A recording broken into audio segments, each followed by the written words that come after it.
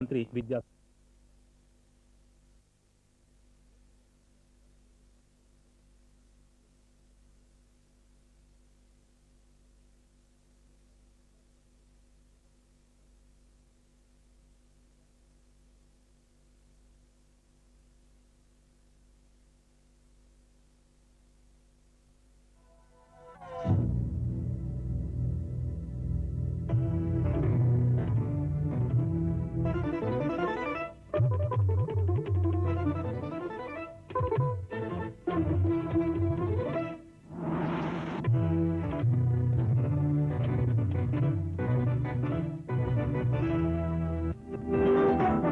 త్వరలో కేంద్ర మంత్రివర్గాన్ని విస్తరిస్తున్నట్లు ప్రధాని శ్రీ వాజ్పేయి ప్రకటన. భారత్లో విదేశీ పెట్టుబడులకు పూర్తి భద్రత ఉంటుందని కేంద్ర ఆర్థిక మంత్రి శ్రీ యశ్వంత్ సిన్హా వెల్లడి. అస్సాం ముఖ్యమంత్రిగా తరుణ్ గొగోయ్ ఎంపిక. పాండిచేరిలో కాంగ్రెస్ టీఎంసీ ప్రభుత్వానికి అన్నాడీఎంకే వెలుపల నుంచే మద్దతు. హైదరాబాద్ నుంచి జెడ్డాకు విమాన సర్వీసులు ప్రారంభం. పార్లమెంట్ వర్షాకాల సమావేశాలకు ముందే కేంద్ర మంత్రివర్గంలో ఖాళీలను భర్తీ చేయనున్నట్లు ప్రధాని శ్రీ అటల్ బిహారీ వాజ్పేయి ప్రకటించారు. అయితే తృణమూల్ కాంగ్రెస్ నాయకురాలు మమతా బెనర్జీని మంత్రివర్గంలో చేర్చుకోబోమని ఆయన స్పష్టం చేశారు.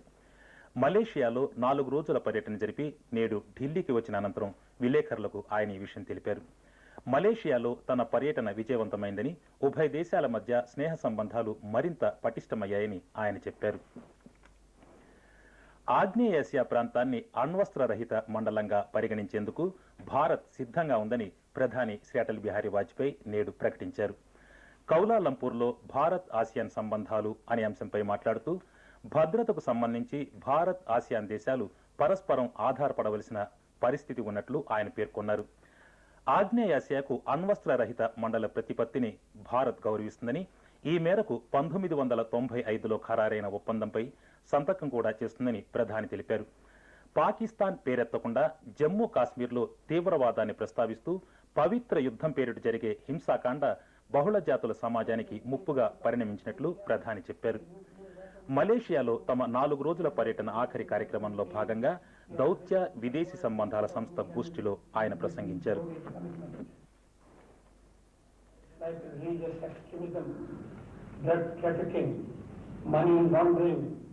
Terrorism have cast a dark shadow over our region. India has been a victim of state-sponsored and cross-border terrorism seeking to redraw national boundaries.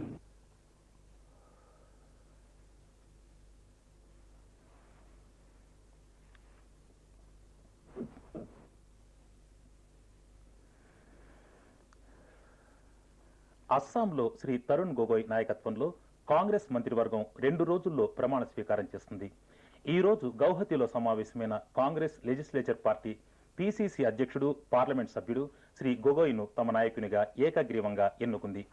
AICC ప్రధాన కార్యదర్శి శ్రీ కమల్నాథ్, సీనియర్ కాంగ్రెస్ నాయకుడు శ్రీ జగదీష్ టైట్లర్ ఈ సమావేశానికి అధిష్టాన వర్గం పరిశీలకులుగా హాజరయ్యారు. తన మంత్రివర్గ సభ్యుల జాబితాకు ఏఐసిసి అధ్యక్షురాలి ఆమోదం లభించిన వెంటనే 2 రోజుల్లో ప్రమాణ స్వీకారం చేస్తామని శ్రీ గొగోయ్ తెలిపారు. శ్రీమతి సోనియా గాంధీని కలుసుకునేందుకు ఆయన ఈ రోజు ఢిల్లీ బయలుదేరి వెళ్లారు. ఈ నెల 10వ తేదీన జరిగిన శాసనసభ ఎన్నికల్లో మొత్తం 125 స్థానాలకు గాను కాంగ్రెస్ పార్టీ 70 స్థానాలు గెలుచుకుంది. ఏజీపీ, బీజేపీ కూటమికి 20 స్థానాలు లభించాయి. కాగా సిల్చార్, సిఫాజర్ అసెంబ్లీ స్థానాల ఫలితాలు ఈ రోజు ప్రకటించారు. సిల్చార్ స్థానాన్ని బీజేపీ గెలుచుకోగా సిఫాజర్ స్థానం ఏజీపీకి లభించింది.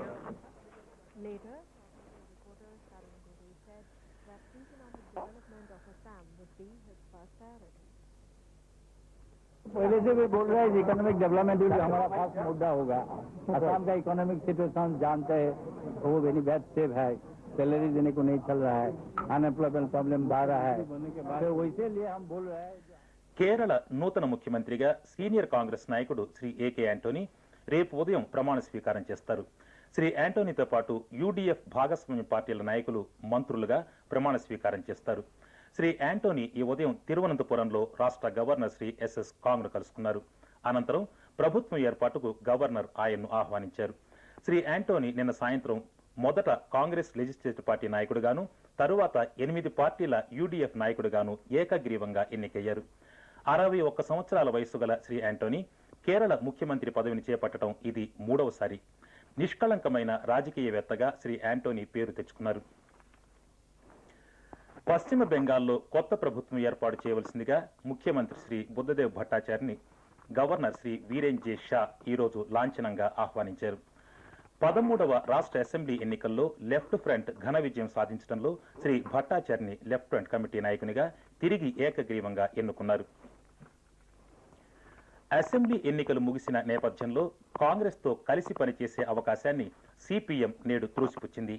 ఢిల్లీలో పార్టీ పాలిట్ బ్యూరో సమావేశం సందర్భంగా సిపిఎం ప్రధాన కార్యదర్శి శ్రీ హరికిషన్ సింగ్ సుర్జిత్ విలేకరులతో మాట్లాడుతూ ఈ విషయం స్పష్టం చేశారు. ఇటీవల కేంద్ర పాలిత ప్రాంతమైన పాండిచ్చేరితో సహా 4 రాష్ట్రాల అసెంబ్లీ ఎన్నికల్లో కాంగ్రెస్ అనుసరించిన వ్యతిరేక వైఖరి పట్ల ఆయన తీవ్ర అభ్యంతరం ప్రకటించారు. ఎన్నికల అనంతరం మొదటిసారిగా పాలిట్ బ్యూరో సమావేశమై ఎన్నికల్లో పార్టీ పనితీరును, దేశంలో పరిణామాల గురించి చర్చించింది. శ్రీ సుర్జిత్ తో పాటు శ్రీ జ్యోతి బసు, పశ్చిమ బెంగాల్ ముఖ్యమంత్రి శ్రీ బుద్ధదేవ్ భట్టాచార్య, త్రిపుర ముఖ్యమంత్రి శ్రీ మాణిక్ సర్కార్, శ్రీ ఈకే నయనార్, శ్రీ సీతారాం యేచూరి తదితరులు సమావేశంలో పాల్గొన్నారు. కేంద్ర పాలిత ప్రాంతం పాండిచ్చేరిలో ప్రభుత్వ ఏర్పాటులో కాంగ్రెస్ టీఎంసీ కూటమికి వెలుపల నుంచి మద్దతిస్తామని అఖిల భారత అన్నా డీఎంకే ప్రకటించింది. ఈ రోజు చెన్నైలో పార్టీ ప్రధాన కార్యదర్శి, తమిళనాడు ముఖ్యమంత్రి కుమారి జయలలితతో సమావేశం జరిపిన అనంతరం కాంగ్రెస్ వర్కింగ్ కమిటీ సభ్యుడు శ్రీ ప్రణబ్ ముఖర్జీ ఈ విషయం చెప్పారు.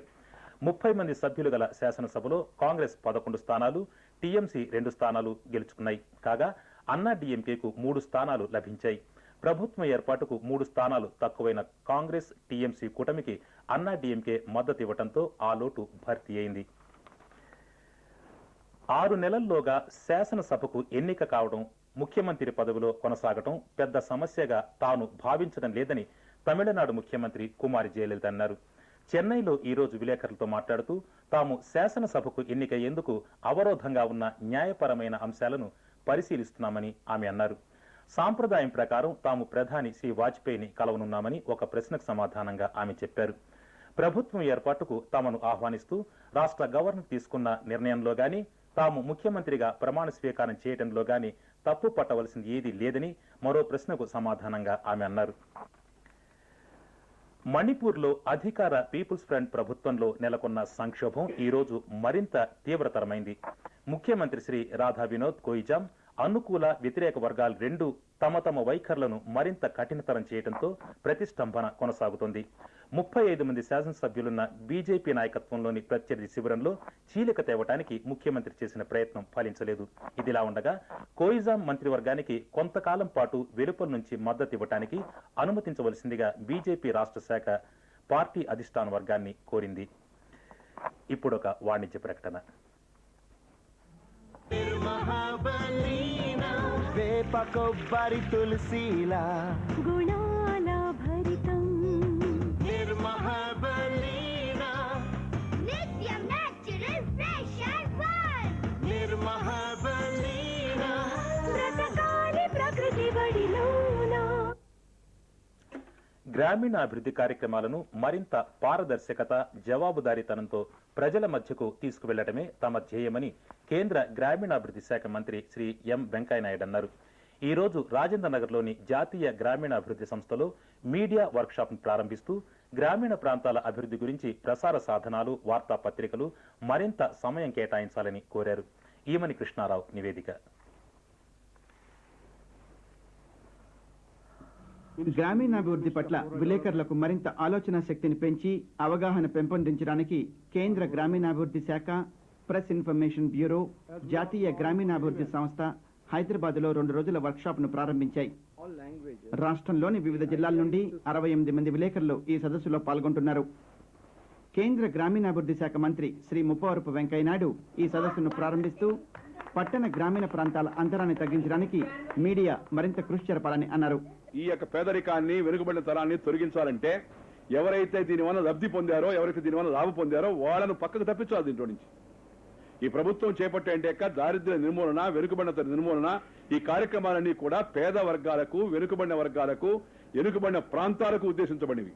ఆ ప్రాంతాలకు, ఆ వర్గాలకు మనం దీన్ని పరిమితం చేసి వాళ్ళపై దృష్టి కేంద్రీకరిస్తే 5 ఏళ్లలో, 10 ఏళ్లలో, 15 ఏళ్లలో, 20 ఏళ్లలో మనం పూర్తిగా దారిద్ర్యాన్ని పోగొట్టగలము, వెనుకబడితనాన్ని పోగొట్టగలము. పేదరికం పైన మనం విజయం సాధించి పేదలను వారి స్థాయిని మరింతగా అభివృద్ధి పరచగలం.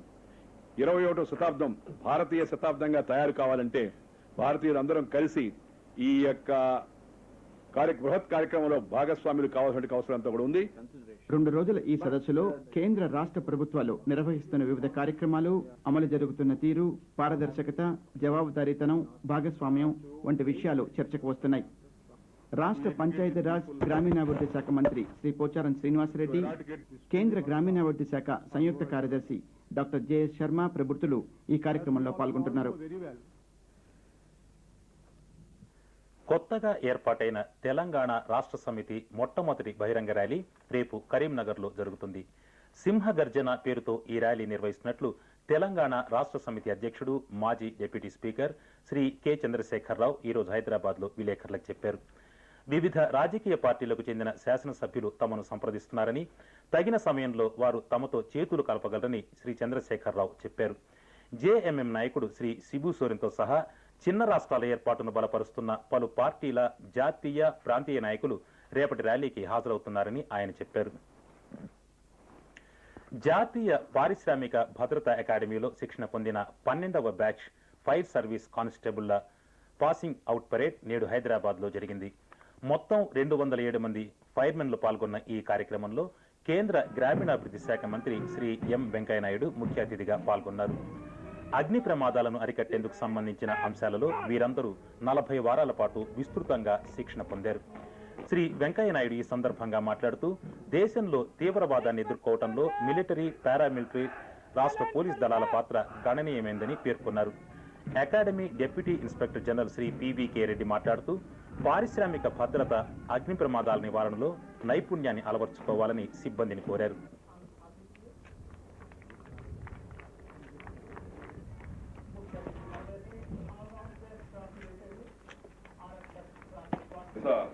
Upgraded to a national academy, barely a decade back, has evolved into a center of excellence in industrial training, security management. The shifting and integration of fire services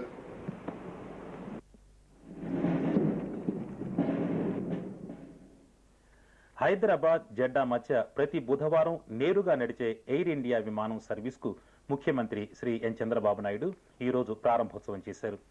ఈ సందర్భంగా మాట్లాడుతూ దక్షిణ భారతంలో అత్యధిక ఆదాయం తెచ్చిపెట్టే విమానాశ్రయంగా హైదరాబాద్కు స్థానం లభించిందని ముఖ్యమంత్రి అన్నారు. హైదరాబాద్ నుంచి త్వరలో గంటకు అంతర్జాతీయ విమానాలు నడవగలమని ఆయన చెప్పారు.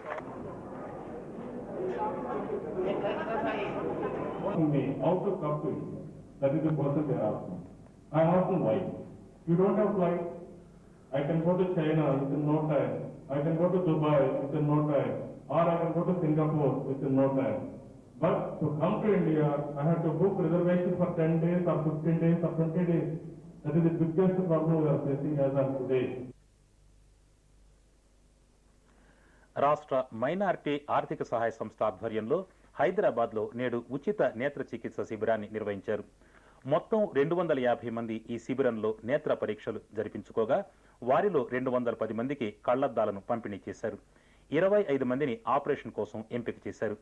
ఈ కార్యక్రమానికి హాజరైన పురపాలక, మైనార్టీల సంక్షేమ శాఖల మంత్రి శ్రీ ఎన్ఎండి ఫారూక్ మాట్లాడుతూ మైనార్టీల ఆర్థిక అభ్యున్నతి కోసమే కాకుండా వారి ఆరోగ్య సంరక్షణ కార్యక్రమాల పట్ల కూడా సంస్థ శ్రద్ధ వహిస్తున్నట్లుగా తెలిపారు.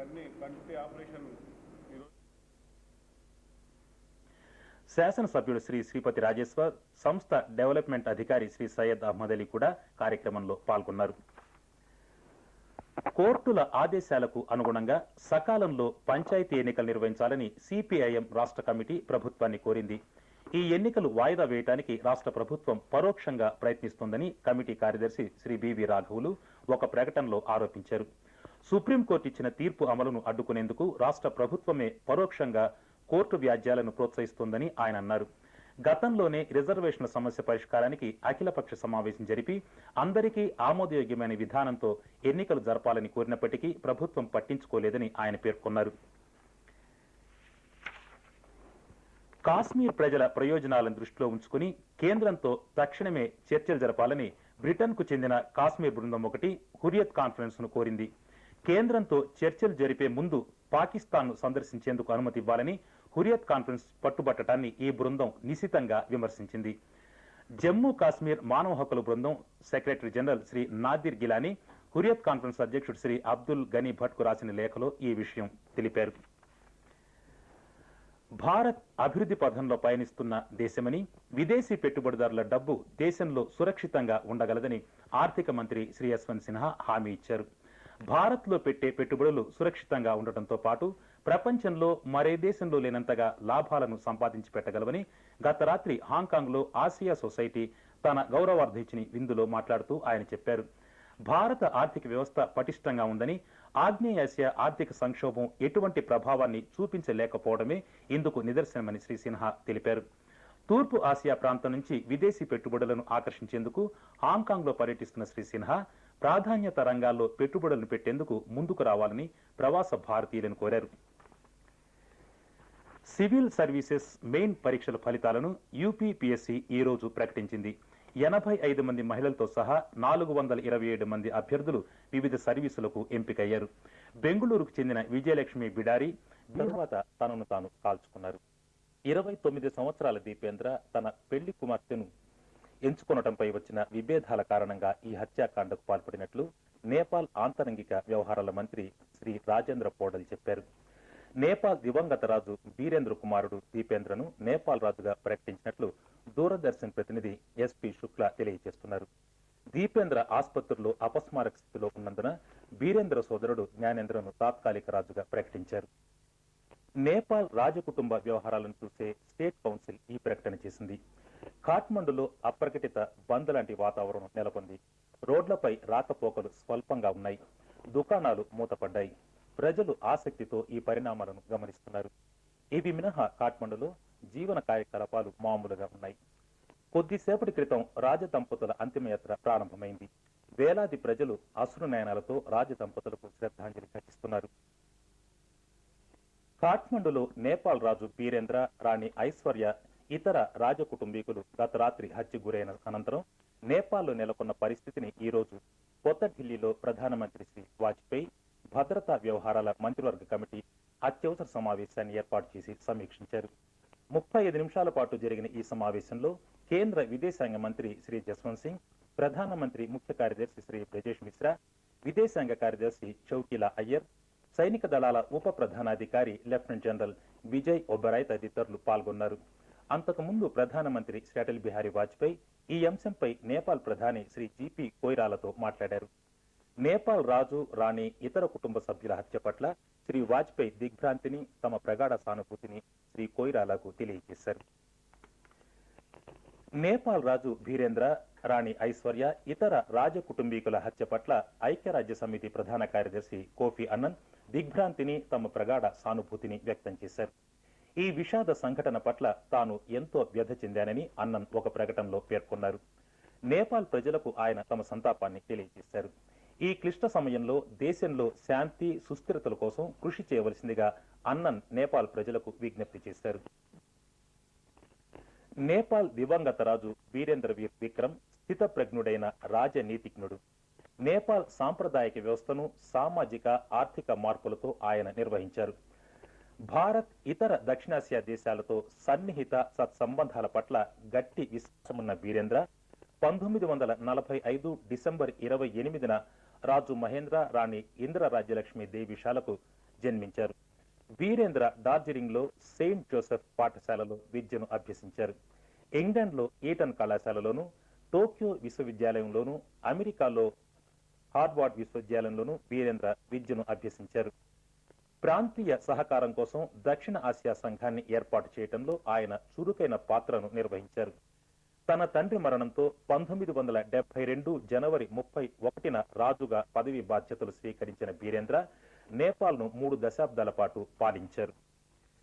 మొదట తిరుగులేని రాజుగా, 1990 వరకు రాజ్యాంగబద్ధమైన రాజుగా ఆయన పాలించారు.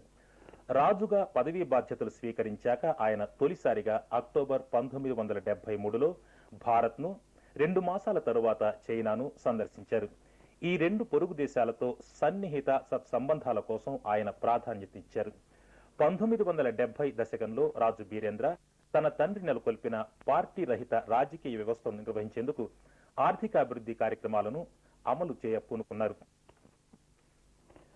రాజు బీరేంద్ర, రాణి ఐశ్వర్యల హత్యకు సంతాప సూచకంగా నేపాల్లో 13 రోజుల పాటు సంతాప దినాలు పాటిస్తారు. రాజదంపతుల హత్యకు సంతాప సూచకంగా నేపాల్లో జాతీయ పతాకాన్ని 15 రోజుల పాటు అవనతం చేస్తారు. నేపాల్ రాజు బీరేంద్ర, రాణి ఐశ్వర్య పట్ల భారత్ ఈ రోజు తీవ్ర దిగ్భ్రాంతిని వ్యక్తం చేసింది. నేపాల్ రాజు, రాణి, వారి కుటుంబ సభ్యుల హత్యకు సంతాప సూచకంగా 3 రోజుల పాటు సంతాప దినాలుగా పాటించాలని భారత్ నిర్ణయించినట్లు కేంద్ర విదేశాంగ మంత్రి శ్రీ జస్వంత్ సింగ్ భద్రతా వ్యవహారాల మంత్రివర్గ కమిటీ సమావేశం అనంతరం చెప్పారు. కాంగ్రెస్ పార్టీ అధ్యక్షురాలు శ్రీమతి సోనియా గాంధీ నేపాల్ రాజు, రాణి హత్య పట్ల దిగ్భ్రాంతిని, సంతాపాన్ని వ్యక్తం చేశారు. నేపాల్ రాజు బీరేంద్ర, రాణి ఐశ్వర్య రాజకుటుంబ సభ్యులను గత రాత్రి చంపివేయడం పట్ల ముఖ్యమంత్రి శ్రీ ఎన్ చంద్రబాబు నాయుడు దిగ్భ్రాంతిని, విచారాన్ని వ్యక్తం చేశారు. నేపాల్ ప్రధాని శ్రీ జేపీ కొయిరాలకు ముఖ్యమంత్రి హృదయపూర్వక సంతాపం తెలియజేశారు. ఇజ్రాయిల్లోని టెల్ అవీవ్లో ది నైట్ క్లబ్ లో గత రాత్రి ఆత్మాహుతి దళం జరిపిన బాంబు దాడిలో 17 మంది మరణించారు. 60 మందికి పైగా గాయపడ్డారు. గత ఏడాది సెప్టెంబర్ నుంచి జరుగుతున్న ఘర్షణల్లో ఇజ్రాయెల్ పౌరులపై పాలస్తీనా భారీ ఎత్తున దాడి జరపడం ఇదే మొదటిసారి. బాంబు దాడికి పాల్పడిన ఆత్మాహుతి దళం సభ్యుడితో పాటు మొత్తం 17 మంది ఈ దాడిలో మరణించినట్లు టెల్ అవీవ్లో పోలీసు వర్గాలు వెల్లడించాయి. సముద్ర తీర ప్రాంతంలో గల ఈ క్లబ్ ప్రవేశ ద్వారం వద్ద ప్రేలుడు పదార్థాలతో వచ్చిన వ్యక్తి ఈ బాంబును పేల్చడంతో పలువురు మరణించారని టెల్ అవీవ్ పోలీస్ అధికారి చెప్పారు. గాయపడిన వారిని ఆసుపత్రికి తరలించారు. వారిలో పలువురి పరిస్థితి ఆందోళనకరంగా ఉందని ఇజ్రాయెల్ రేడియో ప్రకటించింది. అమెరికా అధ్యక్షుడు జార్జ్ బుష్, పాలస్తీనా విమోచన నాయకుడు యాసర్ అరాఫాత్, ఐక్యరాజ్య సమితి ప్రధాన కార్యదర్శి కోఫీ అన్నన్లు ఈ సంఘటనను తీవ్రంగా ఖండించారు. ఇజ్రాయెల్ ప్రధాని షరాన్ మంత్రివర్గ అత్యవసర సమావేశాన్ని ఏర్పాటు చేసి పరిస్థితిని సమీక్షించారు. ఇదిలా ఉండగా ఈ సంఘటనకు తామే బాధ్యులమని ఇస్లామిక్ జిహాద్ ప్రకటించింది. మణిపూర్లో రాష్ట్రపతి పాలన విధించాలని కేంద్ర మంత్రివర్గం రాష్ట్రపతి శ్రీ కెఆర్ నారాయణన్కు ఈ రోజు సిఫార్సు చేసింది. అయితే మణిపూర్ శాసనసభను రద్దు చేయటం లేదని మంత్రివర్గ సమావేశానంతరం విదేశీ వ్యవహారాల శాఖ మంత్రి శ్రీ జస్వంత్ సింగ్ విలేకరులకు చెప్పారు. మణిపూర్లో కాంగ్రెస్ తో సహా వివిధ పార్టీల సభ్యులను సంప్రదించినట్లు ఆయన చెప్పారు. ఉత్తరప్రదేశ్ శాసనసభకు జరగనున్న ఎన్నికలను నిజమైన పరీక్షగా పేర్కొంటూ కాంగ్రెస్, బీజేపీలకు నిజమైన ప్రత్యామ్నాయంగా ఆవిర్భవించాలన్న కృత నిశ్చయాన్ని పీపుల్స్ ఫ్రంట్ ప్రకటించింది. ఎన్డీఏ భాగస్వామ్య పార్టీలతో సహా లౌకిక పార్టీలన్నింటికీ ఫ్రంట్ తన ద్వారాలను తెరిచే ఉంచుతుంది. పీపుల్స్ ఫ్రంట్ చైర్మన్ శ్రీ జ్యోతి బసు ఫ్రంట్ తొలి కార్యక్రమాన్ని ఈ రోజు కొత్త ఢిల్లీలో విడుదల చేశారు. మతతత్వ శక్తులతో కాంగ్రెస్ సర్దుబాటు అవుతున్నదని, హానికరమైన ఆర్థిక విధానాలను ప్రారంభించిందని, మూలన అనుకున్న లక్ష్యాలను సాధించలేమని కేంద్ర ఇన్ఫర్మేషన్ టెక్నాలజీ మంత్రి శ్రీ ప్రమోద్ మహాజన్ అన్నారు. రాజేందర్ నగర్ లోని జాతీయ గ్రామీణాభివృద్ధి సంస్థలో పార్లమెంట్ సభ్యుల కోసం గ్రామీణ పారిశ్రామికీకరణ, ఉపాధి కల్పన, పేదరిక నిర్మూలనపై ఒక వర్క్షాప్ ను ప్రారంభిస్తూ జనాభా నియంత్రణకు ఏ ప్రభుత్వము పటిష్టమైన చర్యలు చేపట్టలేదని అన్నారు. ఈమని కృష్ణారావు నివేదిక. 35 మంది పార్లమెంటు సభ్యులు పార్టీలతో సంబంధం లేకుండా పేదరిక నిర్మూలన కోసం గ్రామీణ పరిశ్రమలు, ఉపాధి కల్పనపై రాజేంద్ర నగర్లోని జాతీయ గ్రామీణాభివృద్ధి సంస్థలో చర్చిస్తున్నారు. ఎన్ఐఆర్డీ నిర్వహిస్తున్న ఈ 3 రోజుల వర్క్షాప్ ను ప్రారంభిస్తూ పార్లమెంటరీ వ్యవహారాల మంత్రి శ్రీ ప్రమోద్ మహాజన్ అభివృద్ధి, మార్కెట్కు తగ్గట్టుగా మన విధానాలు మార్చుకోవాలని అన్నారు. పార్లమెంట్లో కనీసం వారానికి ఒక్కసారైనా గ్రామీణాభివృద్ధిలో ఉన్న సమస్యలు, పరిష్కారాలు చర్చించుకోవాలని ఆయన విజ్ఞప్తి చేశారు. Political issues which are only relevant to media and we. Can we decide that at least one day in 1 week after lunch we will not fight with each other on any political issue? On that day as an exception, let us take Thursday, whatever day we want, and that day we will only discuss the issues of rural India and try to find out the solutions, concessions, criticism. కేంద్ర గ్రామీణాభివృద్ధి శాఖ మంత్రి శ్రీ ఎం వెంకయ్య నాయుడు పట్టణ గ్రామీణ ప్రాంతాల వ్యత్యాసాన్ని తగ్గించాలని అన్నారు. గడిచిన 53 సంవత్సరాల్లో ఎంతో అభివృద్ధి సాధించిన ప్రాథమిక రంగాలను అశ్రద్ధ చేశామని ఆయన తెలియజేశారు. Nobody can deny it, but there is upside progress. The reason being that we have not focused enough attention on creation of rural infrastructure. Unless infrastructure is created, you cannot expect any development to take place. Forget about industry. NABARD khadi Gramodyog commission సహకారంతో నిర్వహిస్తున్న ఈ workshop parliament సభ్యులు telemedicine, సాంకేతిక అభివృద్ధి, ఉపాధి కల్పన, గ్రామీణ పేదలకు ఆర్థిక కార్యక్రమాలు, మహిళా సాధికారతపై చర్చలు సాగిస్తున్నారు. వీరి సూచనలు, సలహాలను పార్లమెంట్లో సుదీర్ఘంగా చర్చించడానికి అవకాశం ఉందని కేంద్ర మంత్రి శ్రీ ప్రమోద్ మహాజన్ అన్నారు. కృష్ణా జలాలను తెలుగు గంగా ప్రాజెక్టు నుండి చెన్నైకి సరఫరా చేయడంలో తమ రాష్ట్రాన్ని మోసగించారని తమిళనాడు ముఖ్యమంత్రి కుమారి జె జయలలిత చేసిన ఆరోపణను రాష్ట్ర ప్రభుత్వం త్రోసిపుచ్చింది. 1996 నుండి ప్రతి ఏటా తెలుగు గంగ ప్రాజెక్టు నుండి తమిళనాడు సరిహద్దు వరకు నీటిని సరఫరా చేసినట్లు అధికార ప్రతినిధి ఒకరు ఈ ప్రకటనలో స్పష్టం చేశారు. ముడిపత్తి ఎగుమతులపై ఉన్న ఆంక్షలను త్వరలో కేంద్ర ప్రభుత్వం ఎత్తివేయనున్నట్లు కేంద్ర జౌళి శాఖ మంత్రి శ్రీ కాంశీరామ్ రాణా ఈ రోజు ముంబైలో విలేకరులకు చెప్పారు. వాణిజ్య సరళీకృత విధానాల్లో భాగంగా ముడిపత్తి ఎగుమతులపై విధించిన ఆంక్షలను ఎత్తివేస్తామని అన్నారు. గత ఏడాది 9 లక్షల బేళ్ల పత్తిని ఎగుమతి చేయాలని లక్ష్యంగా నిర్ణయించగా ఆంక్షల మూలంగా కొద్ది మేర బేళ్లను మాత్రమే ఎగుమతి చేయడం జరిగిందని ఆయన తెలిపారు. అంతకుముందు ఆయన ముంబైలో 1999, 2000 టెక్స్ ప్రాసెస్ అవార్డులను అందజేశారు. ఇచ్చంపల్లిపై అఖిలపక్ష సమావేశంలో ముఖ్యమంత్రి శ్రీ ఎన్ చంద్రబాబు నాయుడు చేసిన ప్రకటనలు పరస్పర విరుద్ధంగానూ వాస్తవాలను కప్పిపుచ్చే విధంగానూ ఉన్నాయని సిపిఐ రాష్ట్ర సమితి కార్యదర్శి శ్రీ సురవరం సుధాకర్ రెడ్డి అన్నారు. హైదరాబాద్ లో ఈ రోజు ఆయన విలేకరులతో మాట్లాడుతూ అఖిలపక్ష సమావేశంలో ముఖ్యమంత్రి ఇచ్చంపల్లి ప్రాజెక్టు విషయంలో ఎత్తిపోతలకు వివాదం లేదని ఒకవైపు చెబుతూ మరొక వైపు అఖిలపక్ష ప్రతినిధి వర్గాన్ని ఛత్తీస్గఢ్ ప్రభుత్వాన్ని ఒప్పించడానికి తీసుకువెళ్తానని చెప్పడంలో వివాదం ఉన్నట్లుగా కనిపిస్తోందని అన్నారు. ఇచ్చంపల్లి ప్రాజెక్టుపై త్రైపాక్షిక ఒప్పందం మన రాష్ట్ర ప్రయోజనాలకు నష్టం కలిగిస్తున్నందున దాన్ని రద్దు చేయాలన్న అభిప్రాయానికి తమ పార్టీ కట్టుబడి ఉందని ఆయన చెప్పారు. రాష్ట్రంలో 15వ విడత జన్మభూమికి విశేష స్పందన లభిస్తోంది. మహిళా శిశు జన్మభూమి సందర్భంగా అనేక సంక్షేమ అభివృద్ధి కార్యక్రమాలు ప్రారంభిస్తున్నారు. ఒక నివేదిక. జన్మభూమి సందర్భంగా నల్గొండ జిల్లా మంత్రి, భూగర్భ జలవనరుల శాఖ మంత్రి శ్రీమతి ఉమామాధవరెడ్డి భువనగిరి మండలంలో బొల్లేపల్లి గ్రామంలో వాటర్ ట్యాంక్, విద్యుత్ సబ్స్టేషన్కు శంకుస్థాపన చేశారు. రామన్నపేటలో ఓవర్ హెడ్ ట్యాంకును ప్రారంభించారు. మహిళా సాధికారతకు ప్రభుత్వం అనేక పథకాలు ప్రవేశపెట్టినట్లు శ్రీమతి మాధవరెడ్డి ఈ సందర్భంగా తెలియజేశారు. నల్గొండ ఎంపీ శ్రీ గుత్తా సుఖేందర్ రెడ్డి కూడా మంత్రి వెంట ఉన్నారు. మహబూబ్ నగర్లో జరిగిన మరో కార్యక్రమంలో న్యాయశాఖ మంత్రి శ్రీ పి చంద్రశేఖర్ సుమారు 11 కోట్ల రూపాయల విలువ గల పనులను మహిళా జన్మభూమిలో చేపడుతున్నట్లు చెప్పారు. రాజ్యసభ సభ్యులు శ్రీ రూమండ్ల రామచంద్రయ్య ఈ కార్యక్రమంలో పాల్గొన్నారు. అడ్డకాల్ మండలంలో జూనియర్ కళాశాలను మంత్రి ఈ సందర్భంగా ప్రారంభించారు. మెదక్ జిల్లా పటాన్చెరు మండలంలో ప్రాథమిక ఆరోగ్య కేంద్రాన్ని, ఆపరేషన్ థియేటర్లను ఉన్నత విద్యాశాఖ మంత్రి శ్రీ కరణం రామచంద్రరావు ప్రారంభించారు. దీపం పథకం కింద డ్వాక్రా మహిళలకు గ్యాస్ కనెక్షన్లు, రోష్ని పథకం కింద మహిళలకు రుణాలు పంపిణీలు చేశారు. కరీంనగర్ జిల్లా హుజూరాబాద్ మండలం సింగాపూర్ గ్రామంలోను, తుమ్మనపల్లి గ్రామ సభలలోను రాష్ట్ర పర్యాటక చక్కెర శాఖ మంత్రి శ్రీ పెద్దిరెడ్డి